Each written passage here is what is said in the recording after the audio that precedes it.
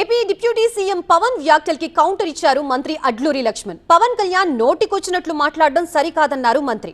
పవన్ సభకి అనుమతి ఇవ్వడం ప్రభుత్వ పరిధిలోని అంశమని ఆయన తెలిపారు. సభకి అనుమతి రాకుంటే మరోసారి నిబంధనల ప్రకారం దరఖాస్తు చేసుకోవాలంటూ పవన్ కి సూచించారు అడ్లూరి లక్ష్మణ్. ప్రభుత్వ పరంగా కొన్ని నిబంధనలకు అనుగుణంగా కొన్ని అనుమతులు ఇవ్వకూడదు ప్రభుత్వం పరిధిలో ఉన్న అంశం. దానిలో భాగంగా పర్మిషన్ ఎందుకు ఇవ్వలేదు, దేనికి రాలేదు అనే విషయంలో ఒక విషయం అయితే ఆయన నోటికి ఆ విధంగా మాట్లాడడం సరైన పద్ధతి కాదు. జాగిరి గీగిరి అని మాట్లాడడం కరెక్ట్ కాదు. ఇలా తెలంగాణ ప్రజలు ఆంధ్ర ప్రజలకు చాలా గౌరవం ఇస్తారు, ఒక అన్నదమ్ములాగా చూసుకుంటారు తప్ప మేము ఎప్పుడు కూడా వ్యతిరేకించాం. ఆంధ్ర ప్రాంతానికి వచ్చిన వాళ్ళు కదా ఈ భారతదేశంలో ప్రపంచ దేశాల్లో కూడా తెలంగాణ ప్రజలకు ఉన్నట్టు మంచి మనసు, తెలంగాణ ప్రజలకు ఉన్నట్టు కైండ్ హార్ట్ ఎవరికి ఉండదు.